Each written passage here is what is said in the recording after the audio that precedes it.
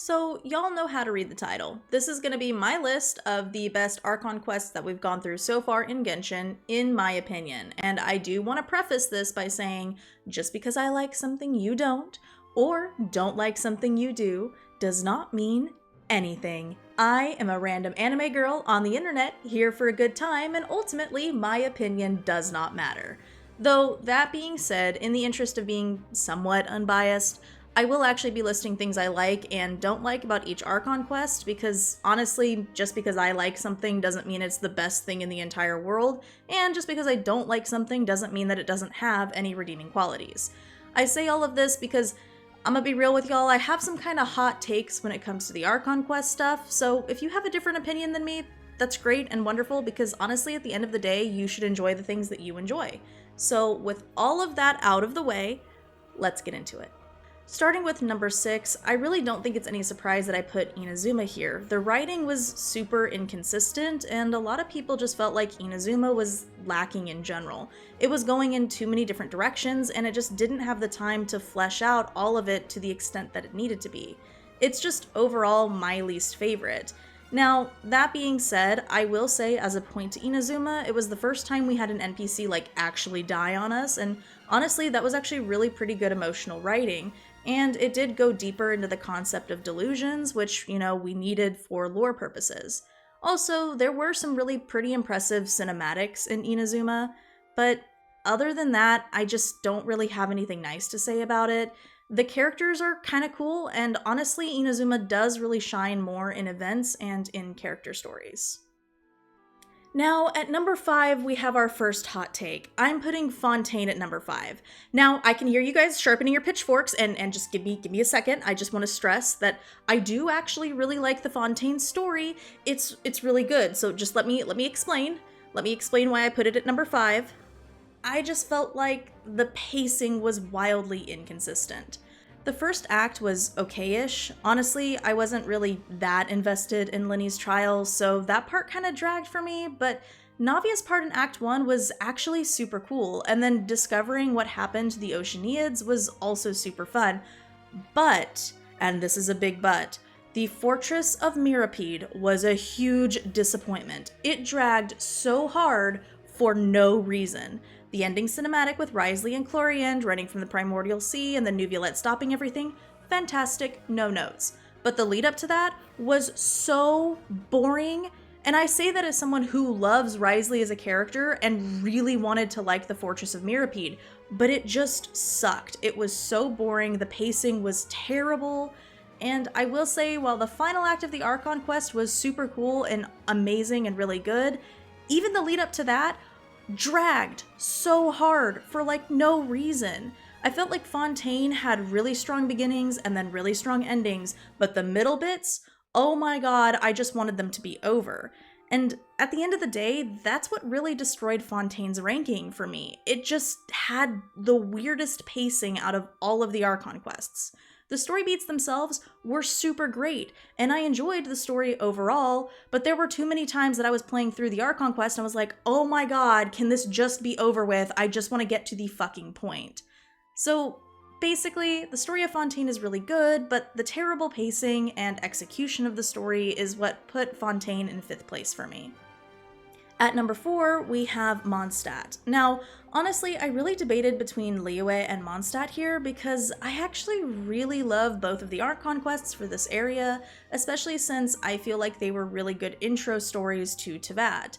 And Mondstadt is actually my favorite region in Genshin, but I do think it deserves the 4th spot. I don't really have any complaints about Mondstadt, but at the same time, the story just didn't wow me. It's really good for what it is, but even Dvalin's fight didn't have some of the same cinematic greatness that the Liyue boss fights did. And I really feel like Mondstadt is just kind of plain when you compare it to the other nations. That being said, I am convinced that Mondstadt is going to get a killer expansion and make it hands down the best region in all of Genshin. Please everyone, just let me have my copium. They have to do something with the Dorman Port area. I have faith in Hoyo. Please, please, please, please let me have this. Let Mondstadt take the place it rightfully deserves. that means at the number 3 spot, we have Liyue, and I can already hear my friend Lee laughing her ass off because I ranked Liyue above Mondstadt. But my big reasoning for this here is just that Liyue did a lot better job capturing some really impressive story beats in their cutscenes. I mean, Zhongli crashing out of the sky, the final fight with Osile, Child's magical girl transformation, they were all honestly really impressive, and I felt like the pacing was pretty good throughout the story. It might have dragged in some parts, but not so much that I felt like it was unreasonable. The worst complaint I have is just that because it was early game, kind of like Mondstadt, Liyue, when you compare it to the other Archon quests, can feel a bit plain. Now, at number 2, we have what might be another hot take here, but I really think Sumeru deserves this spot. I know a lot of people complain about all the talking, and there were a few places that I can say the team probably should have cut it out and it would have made a better story, but overall, Sumeru was just so lore-heavy as an Archon quest, and that's something that I really love, and honestly, it was one of my favorites to play through. Getting introduced to Irminsul and Nahida and Dotre and having to take down the sages and then Wanderer and all of his time travel shenanigans, it was all just really well written and really well done in my opinion. Now, there are some things I wish they had done. The Subzaru's festival probably didn't need to go on quite as long as they had it go on for, and I do wish there had been a little bit more focus on the desert and King Deshret because they kind of built it up and then kind of just said, oh, it's the sages, so we didn't really do anything with it. And I definitely wish we had seen more diversity in Sumeru, a complaint that Hoyo still apparently doesn't want to do anything about. But overall, as far as the story goes, I think it was really well written. After all, I don't think any Genshin cutscene has made me cry quite like Rukkhadevata saying goodbye to Nahida and Sumeru as a whole. Now, that does leave us with the number 1 position, which I think is going to be the biggest hot take, pun not intended, and that's Natlan. I feel like people either fall on one side of the scale or the other. Either people love Natlan or they hate it. Now, I really did love Natlan. I loved the story, the impact of having to fight the Abyss, Capitano's story, Auroron, trying to find a way to save everyone, and honestly, I really like Mavwika as an Archon. In a lot of ways, to me, she felt like the most real Archon out of anything, with maybe the exception of Furina.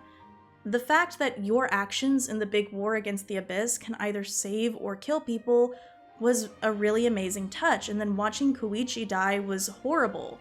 And then honestly, Capitano standing up to Renova is probably my favorite cinematic in all of Genshin. Now, that being said, there are some real problems with Natlan. The interlude quest with Janssen was way too short and didn't do anything for the story really overall. And the fact that Auroron and Janssen are 4 stars is insane to me, and that really shouldn't be the case because they're so important to the story. Also, much like with Sumeru, there's a huge lack of diversity in the playable characters that we get, and I think that all of those are super valid criticisms to make. I also personally would have preferred Janssen to have more of a role in the story. Honestly, I think it would have been cool if she kind of took over Mualani's role a bit more and was our guide or mentor throughout the region. So, overall, while Natlan is still my favorite Archon quest, because I was invested the whole way through and never really felt like I was doing something completely unnecessary to the story, there's obviously some things that I really think they could have done better, and they really should have done better. But there you have it, my top list of Archon quests for Genshin. Now again, I know I have some hot takes here, but honestly, all of the Archon quests, with maybe the exception of Inazuma, have some really valid reasons on why I could see them being people's favorites. Fontaine has killer beginnings and endings, and the lore that we learn about in Fontaine is insane. And honestly, that might save some of the terrible middle pieces for most people. Natlan has some really valid critiques that totally ruin the story for some people, and honestly, I can definitely understand that. So at the end of the day, whatever your favorite is, I can see your point, and I think the one thing that we can all agree on is how excited we are for Nod-Krai and Snezhnaya as a whole. But anyways, if you like this, then like, subscribe, share with a friend, and most importantly, comment so I don't feel like I'm screaming into the void. And, as always, may the wind bless your travels.